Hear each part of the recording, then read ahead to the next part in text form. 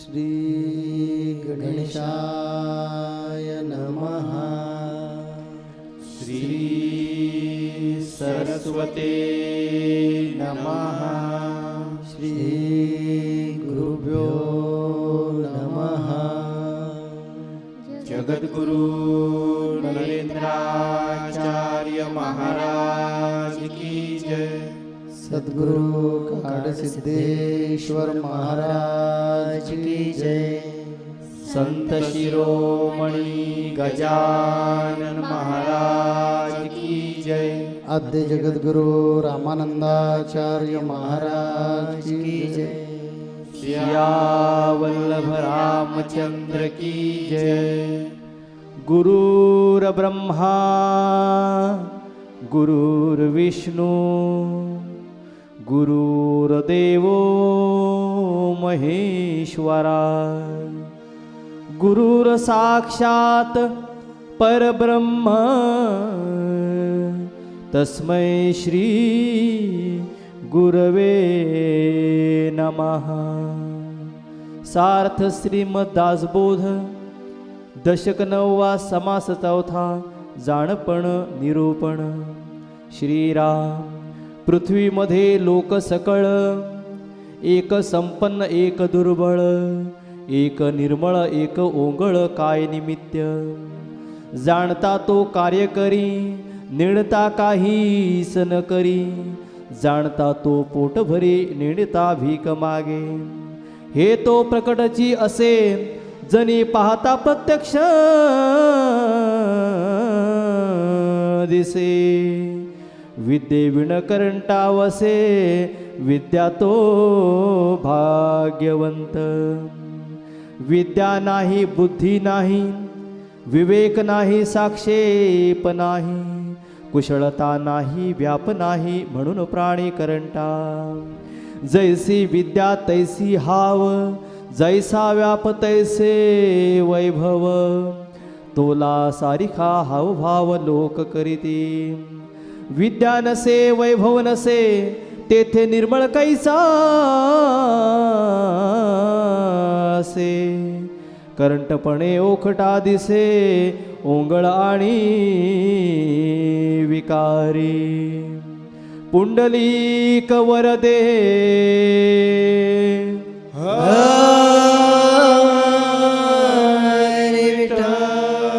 श्री ज्ञानदेव तुकाराम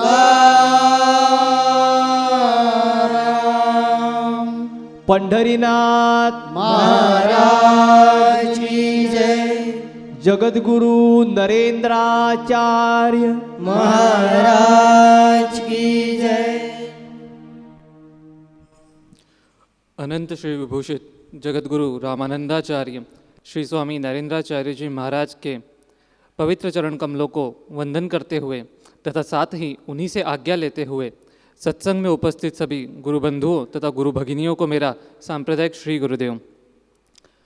आज मैं आपको समर्थ रामदास जी द्वारा लिखित ग्रंथ सार्थ श्रीमद दासबोध के दशक 9वां समास 4था जाणपण निरूपण इस विषय पर मार्गदर्शन करने वाला हूँ। पिछले सप्ताह हमने निसंदेह निरूपण इस विषय पर जगतगुरु श्री और हमारे प्रबोधनकार श्री ठाकुर जी का मार्गदर्शन सुना। आज के प्रस्तुत समास में श्रोता प्रश्न करता है कि इस धरती पर असंख्य मनुष्य रहते हैं, कुछ स्वच्छ तो कुछ गंदे मैले, कुछ अमीर तो कुछ गरीब, कुछ राजसी वैभव से अपना जीवन जीते हैं तो कुछ अत्यंत ही दरिद्रता से। किसी की परिस्थिति सर्वसंपन्न है तो किसी की परिस्थिति अत्यंत दयनीय है। तो गुरुदेव बताइए इसका कारण क्या है। श्रोता के इस प्रश्न पर वक्ता कहता है कि परमार्थ जो है वो अत्यंत ही विवेक प्रधान है। समर्थ रामदास जी का ज्ञान के सामर्थ्य पर अत्यंत ही विश्वास है। समर्थ कहते हैं कि चाहे प्रपंच हो या परमार्थ हो, दोनों में ही ज्ञान की आवश्यकता होती है। आज समाज में जिस विभिन्नता की आप बात कर रहे हैं उसके मूल में भी ज्ञान की ही समस्या है, क्योंकि चाहे प्रपंच हो या परमार्थ हो, दोनों में ही कर्म करने होते हैं, परंतु यह कर्म जो सोच समझकर समझदारी के साथ करता है उसे उसका उत्तम फल प्राप्त होता है। परंतु जो व्यक्ति यह कर्म सोच समझकर नहीं करता, अज्ञानतापूर्वक करता है, लापरवाही के साथ करता है, उसे उसका वांछित फल, डिजायरेबल रिजल्ट प्राप्त नहीं होता है। ऐसे व्यक्ति को समर्थ अज्ञानी कहते हैं। अज्ञानी व्यक्ति इस संसार में केवल अवगुणों को ही ग्रहण करता है। संत कबीरदास जी कहते हैं, आटा तीज भूसी गहे चलनी देख विचार। आटा तीज भूसी गहे चलनी देख विचार, कबीर सार ही छाड़ के गहे असार असार। अर्थात विचार करके देखिए, छलनी जो रहती है, यदि हम उसमें कुछ डालते हैं तो वह जो ग्रहण करने योग्य पदार्थ रहता है, आटा रहता है, वो नीचे गिरा देती है, और जो ग्रहण नहीं किया जाता उस भूसी को ही अपने अंदर रख लेती है। ठीक इसी प्रकार की स्थिति अज्ञानी व्यक्ति की रहती है। यह अज्ञानी व्यक्ति गुणों को कभी ग्रहण नहीं करता। अज्ञानी व्यक्ति की विशेषता ही यही होती है कि वह कभी किसी बात को गंभीरता से नहीं सोचता, सूक्ष्मता से नहीं सोचता, और लापरवाही से जल्दबाजी में अपने निर्णय लेता है और बाद में उसे दुख भोगना पड़ता है। एक छोटे से उदाहरण से आपको बताना चाहूँगा। पिता की मृत्यु के पश्चात दो भाइयों में अब संपत्ति का बंटवारा प्रारंभ होता है। बड़ा भाई चूँकि चालाक था, और छोटा भाई जो कि आज का हमारा विषय का अज्ञानी जीव है, जिसे समर्थ अज्ञानी कहते हैं, बिल्कुल वैसा, बिना सोचे समझे निर्णय लेना। अब बंटवारा प्रारंभ होता है। कंबल एक ही थी। बड़ा भाई कहता है छोटे भाई से कि दिन में ये कंबल तुम्हारा, रात में मेरा। छोटा भाई ठीक है। गाय एक ही थी, उसका बंटवारा कि गाय का आगे का हिस्सा तुम्हारा, पीछे का मेरा। छोटा भाई ठीक है भैया। खेत का बंटवारा, भूमि के अंदर का हिस्सा तुम्हारा, ऊपर का मेरा। छोटा भाई अज्ञानी था, ठीक है। कुछ समय बीतता है।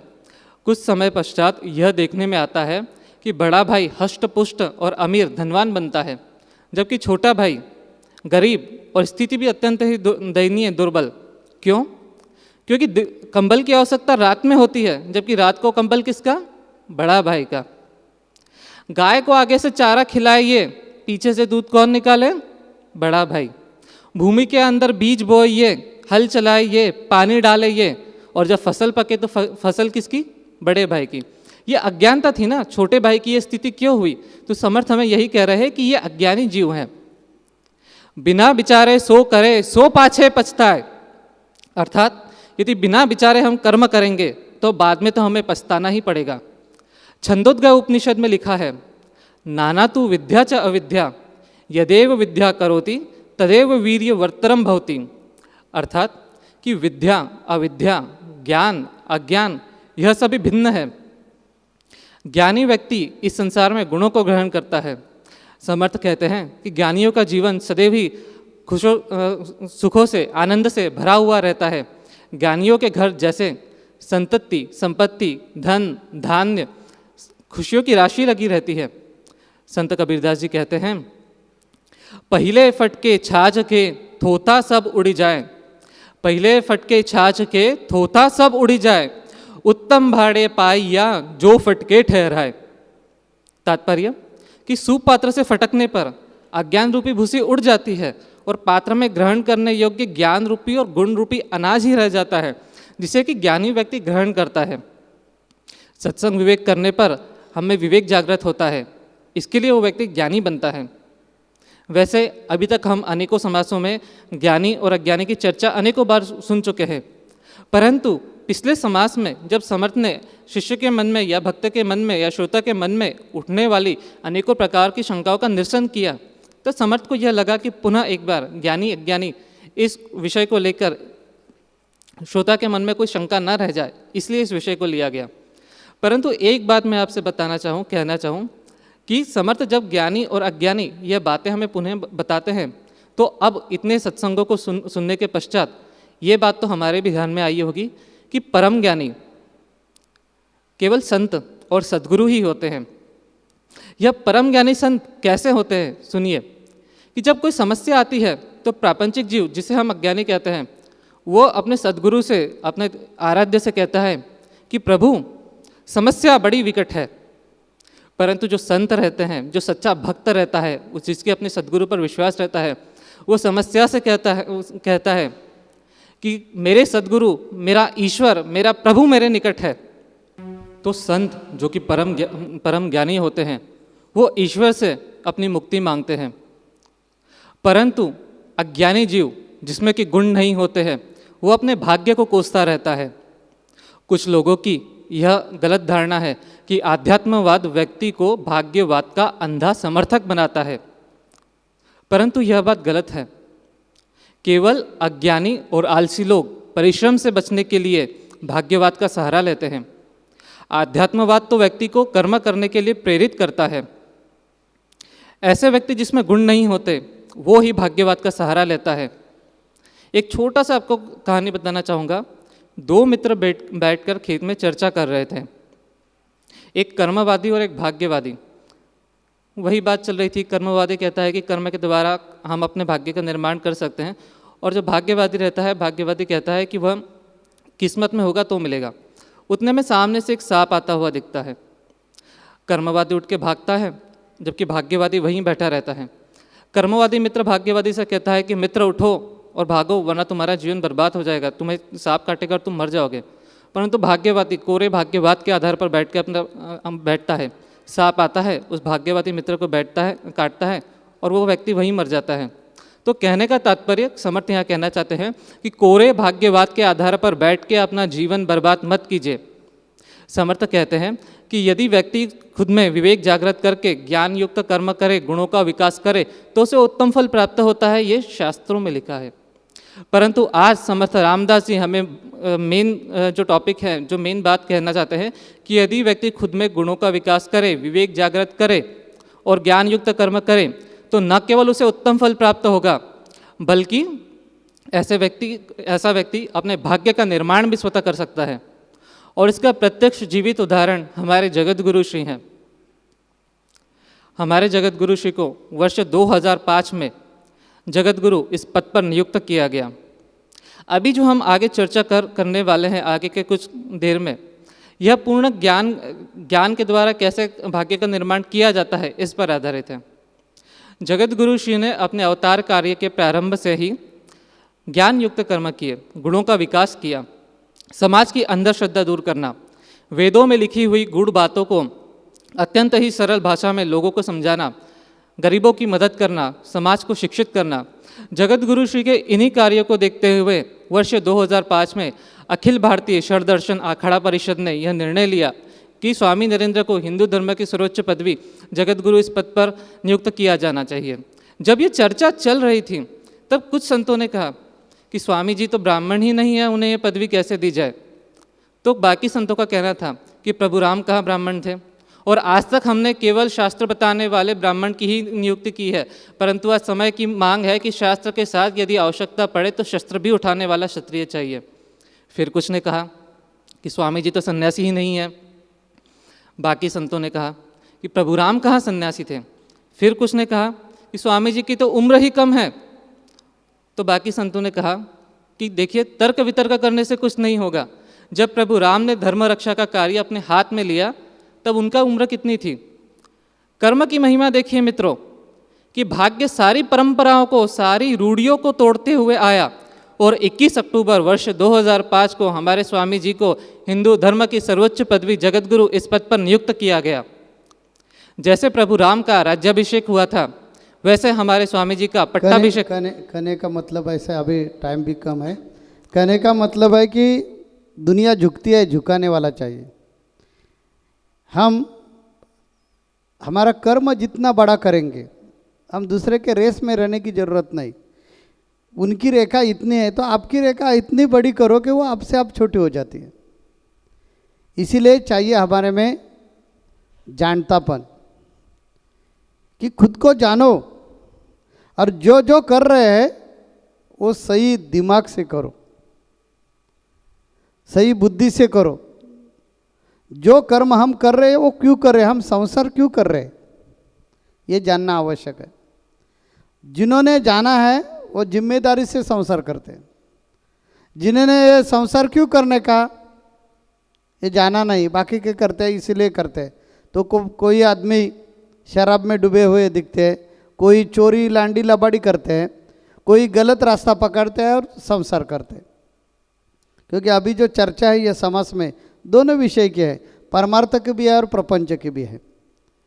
तो समर्थ रामदास स्वामी जी को बोलने का है कि ये दुर्लभ नृत्य है, संत कबीर जी ने भी बताया है, और इसका इस्तेमाल आपने कैसा करने का ये तय किया हो तो भगवान ने जो सीढ़ी दी है वो सीढ़ी का उपयोग करवा के हम आगे जा सकते हैं। वो सीढ़ी है ज्ञान। एक ज्ञान के सीढ़ी पर चढ़कर हम हमारे आखिर का जो ध्येय है वहाँ तक जा सकते हैं। अब सब लोग प्रापंचिक लोग इधर बैठे हैं, थोड़ा टाइम हम प्रपंच के बारे में सोचेंगे। हमारे में कितने लोग ऐसे हैं कि हमें अच्छी ढंग से प्रपंच करने को आता है? उसमें ऐसे हाथ ऊपर आ जाएंगे कि सब लोग नहीं हाथ ऊपर करेंगे, कोई लोग हाथ ऊपर करेंगे। परमार्थ को छोड़ दीजिए, हमारे लोगों का ये विषय ऐसे आप हमारे ऊपर थोपते हैं और मुक्त हो जाते हैं, हमारा काम नहीं, वो साधु संतों का काम है, ठीक है, वो छोड़ दीजिए बात। लेकिन आप प्रपंच करते हैं, वो भी प्रपंच सब लोगों को सही ढंग से करने को क्यों नहीं आता? इसी कारण नहीं आता है क्योंकि हमें भगवान ने इंसान का जन्म क्यों दिया है? ये 84 लाख योनि में हम अलग कैसे हैं? हम प्राणी हैं ना, तो हमें अलग क्यों बोलते हैं? साधु संत हमारे पीछे क्यों लगे हैं कि भाई जन्म आलिया एक काही करावे सार्थक, ऐसे न करता निरर्थक जन्म भूमिभार होए, ऐसे क्यों बोलते हैं? ये हम सोचते नहीं है। संसार करते, प्रपंच करते, लेकिन बगल वाला करता है इसी कारण हम करते हैं। पड़ोसी करता है, रिश्तेदार प्रपंच कर रहा है, रिश्तेदार का शादी हो गई इसीलिए मेरी शादी होनी चाहिए, रिश्तेदार को संतान हो गए इसी कारण मुझे संतान होना चाहिए, रिश्तेदार बीबी का पेट भरता है इसी कारण हम भरेंगे। ऐसे करवा के हमारे जो मकसद है वहाँ तक नहीं पहुँचेंगे। वहाँ पहुँचना चाहिए तो सोच समझकर प्रपंच करो, और ये जब सोच समझकर आप प्रपंच करेंगे तब एक दिन हम परमार्थ की भी तरफ दौड़ेंगे, क्योंकि इंसान का स्वभाव वो खाली नहीं बैठता। एक मिशन पूरा हो गया कि तुरंत वो दूसरा पकड़ता है। तो पहला प्रपंच का मिशन सक्सेस होना चाहिए, तो सोच समझकर निर्णय करने की क्षमता हमारे में आना चाहिए। वो कैसे आ जाएगी ये बात पर आज बोलना चाहिए। तो हमने बिल्कुल सादा सोपा सरल मार्ग में बताया, भाई कुछ भी करने की ज़रूरत नहीं, संसार छोड़ने की ज़रूरत नहीं, टेंशन लेने की आवश्यकता नहीं। भगवान ने जीने के लिए जैसे हाथ दिए है, शर्म नाम की चीज़ दी है, शर्म है इस कारण हम गलत रास्ता नहीं पकड़ते।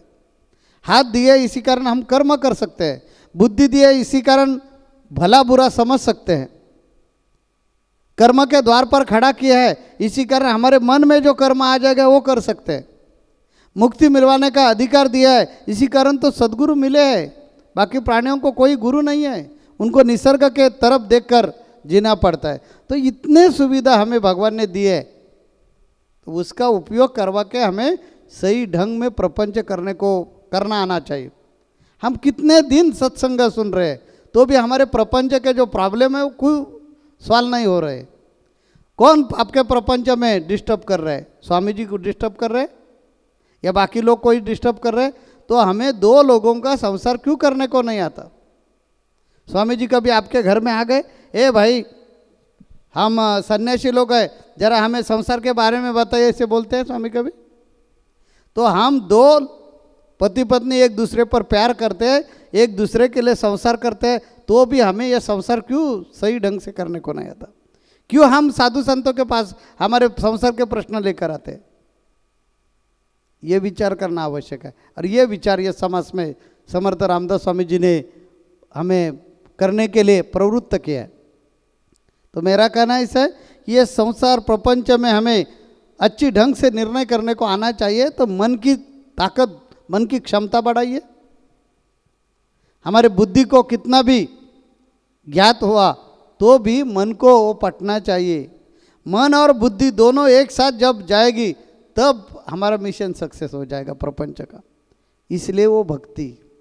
इसी कारण हम भक्ति करने के लिए जो बोलते हैं और बोलते हैं कि भाई 24 घंटे भक्ति करने की आवश्यकता नहीं, सिर्फ 10 मिनट दे दीजिए, लेकिन 10 मिनट भक्ति भक्ति भक्ति और भक्ति के लिए ही दे दीजिए।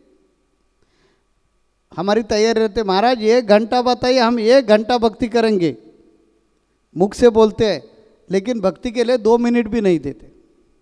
सामने बैठते हैं, स्वामी जी की तस्वीर लेकर बैठते हैं, स्वामी जी ने जो श्री लीलामृत ग्रंथ दिया है वो सामने लेकर बैठते हैं, मुख अपना काम करता है, लेकिन मन इधर उधर भटक जाता है।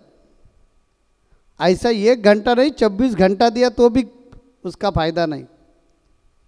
2 मिनट दे दो, लेकिन एकाग्रता से दे दो। हमारे पूरे जिंदगी के ये जो प्रॉब्लम सॉल्व होना चाहिए, तो आप में जो संयम नाम की शक्ति है वो बढ़ना आवश्यक है। जब हमारे में संयम कंट्रोल हो जाएगा, हमारे में संयम बढ़ जाएगा, तो हम उतावलीपना छोड़ देंगे। आज उतावलीपना के कारण से क्या अच्छा और क्या बुरा ये तय नहीं करने को आता। इसी कारण स्वामी जी के पास आना पड़ता है, स्वामी जी मेरे प्रपंच में ये प्रॉब्लम है, वो सॉल्व करो। जब ये ताकत आप में डेवलप हो जाएगी, तब स्वामी जी के पास आने की ज़रूरत नहीं। इसी कारण भक्ति करो। जब 2 मन इकट्ठे हो जाते हैं, तब एकाग्रता प्राप्त हो जाती है, और एकाग्रता प्राप्त हो जाती है तब हमारे में संयम नाम की जो चीज़ है वो विकसित हो जाती है, और संयम विकसित हो गया, उतावलीपना कम हो जाता है।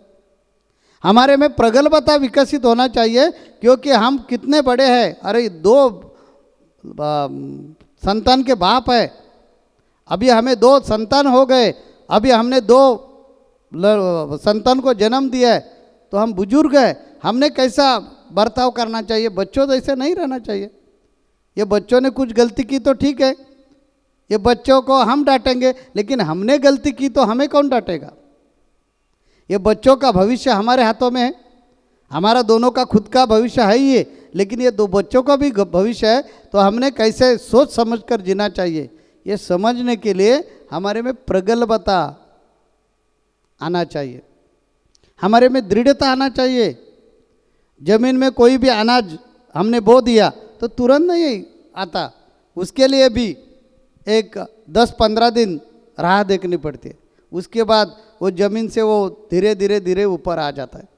वैसे कोई भी काम, संसार का कोई भी काम हाथों में हम लेते हैं, तुरंत उसका रिजल्ट कैसा मिलेगा, उसके लिए प्रतीक्षा करनी पड़ेगी। साधु संत आत्मज्ञान मिलवाते हैं, आज आ गए और आध्यात्म में आ गए कि दूसरे दिन आत्मज्ञान नहीं मिलता, उसके लिए तपश्चर्या करनी पड़ती है, साधना करनी पड़ती है, राह देखनी पड़ती है। वैसे हमारे में प्रपंच करने के लिए जो क्षमता चाहिए, जो संयम चाहिए, वो हमारे में जब तक दृढ़ता नहीं है तब तक डेवलप नहीं होगा, तब तक हमारे में विकास नहीं होगा। इस कारण हमने भक्ति करने के लिए बताया है। ये भक्ति के बारे में बहुत दफा हमने लेक्चर दे दिया है, प्रवचन दे दिया है।